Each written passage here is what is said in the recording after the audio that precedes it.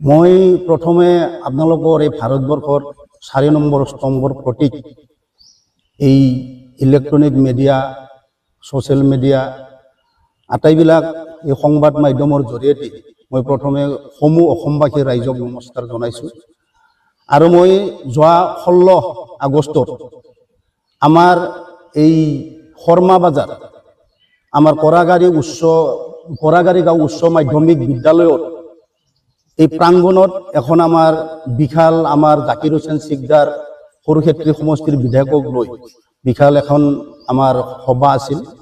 এই অঞ্চলৰ আমাৰ বহুত সমস্যা আছে আৰু তেওঁৰ জনপ্ৰিয়তা আছে। তেওঁ অসমৰ প্ৰদেশ কংগ্ৰেছৰ সভাপতি কাৰ্যকৰী সভাপতি। সেই হেতু যদিও আমাৰ এই কৰাগাৰী গাঁওটো বা শৰ্মা বাজাৰটো সৰুক্ষেত্ৰী সমষ্টিৰ অন্তৰ্গত নহয়, তথাপিতো ইয়াৰ ৰাইজে তেওঁৰ জৰিয়তে আগতেও বহুত সমস্যা সমাধান কৰিছে আৰু এইবাৰো তেওঁৰ এই অঞ্চলৰ বিশেষ সমস্যাসমূহ আলোচনাৰ কাৰণে তেওঁক যোৱাকালি ইয়াত মানে সভাৰ যোগে আহ্বান কৰিছিল।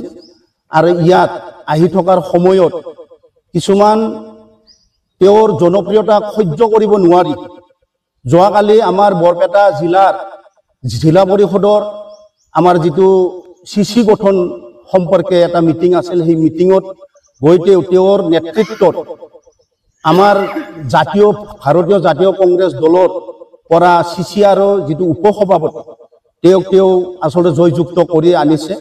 আৰু যাৰ কাৰণে আজি বিজেপি এজিপি আৰু AUDF দলত সহ্য কৰিব পৰা নাই, যাৰ কাৰণে তেওঁলোকে কূট কৌশল কৰি আচলতে এজিপি বিজেপিৰ লগতে আমাৰ AUDFৰ নেতৃত্বত তেওঁলোকে তেওঁৰ ইমেজটো নষ্ট কৰাৰ কাৰণে আচলতে লাগিছে।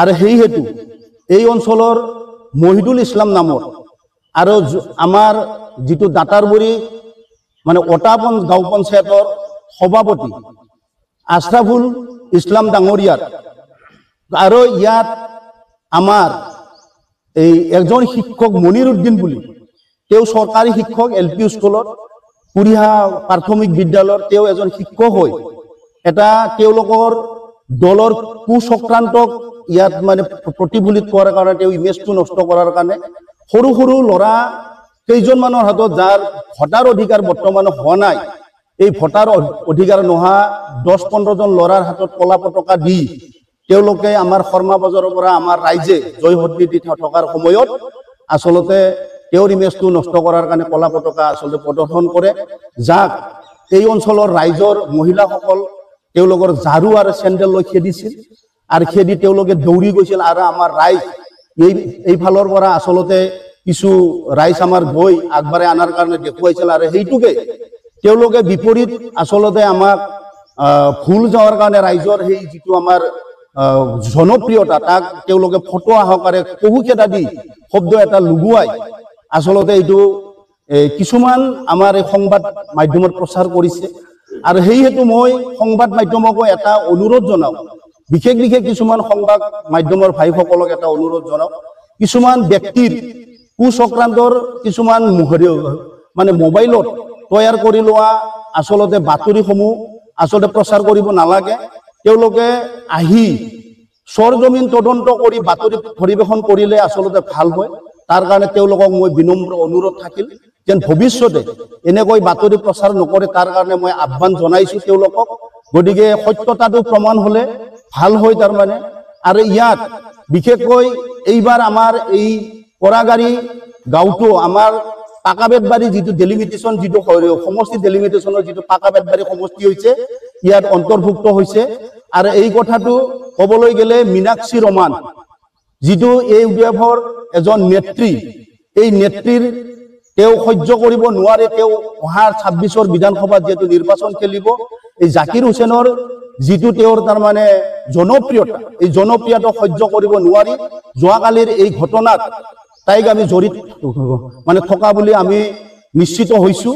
আৰু তেওঁৰ উদ্যোগতে এই যিটো তাৰমানে মহিদুল বোলা ল'ৰা এজনে কণ মানে ল'ৰা ছোৱালীক আচলতে মানে কলা পতাকা দি কালিৰ এই উদ্ভণ্ডালিটো কৰিছে মই জানো।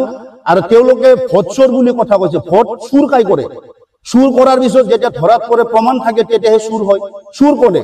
আজি MLA বিধায়ক মহোদয়ে কিবা তেওঁ ভোট গণনাত আছিল নেকি? তেওঁতো ভোট গণনাত নাছিল।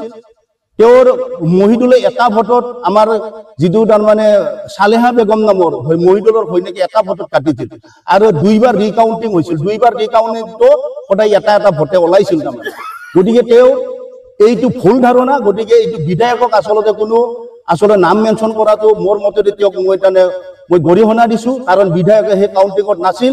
আৰু লগতে যিটো আমাৰ জিলা পৰিষদৰ যিটো আমাৰ হেৰি হৈছিল, আমাৰ ইছমাইল হুছেইন ডাঙৰীয়া মতলেব হুছেইনৰ লগত জয়যুক্ত হৈছিল, ইয়াতো তেওঁলোকে আমাক তাৰমানে নিন্দনীয় কিছুমান কথা কৈছে ভোট চুৰ কৰা বুলি, কিন্তু বিধায়ক তাত নাছিল।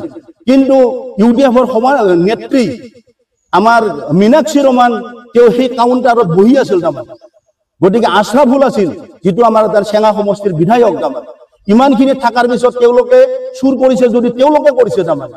আৰু লগতে কালি চাইছোঁ এজন অসমৰ আগশাৰীৰ চেনেল নিউজ লাইভে এই বস্তুটো কোনো চৰ জমিন মানে তদন্ত কৰি নোহোৱা কৰি আচলতে তেওঁলোকে অপপ্ৰচাৰ কৰিছে।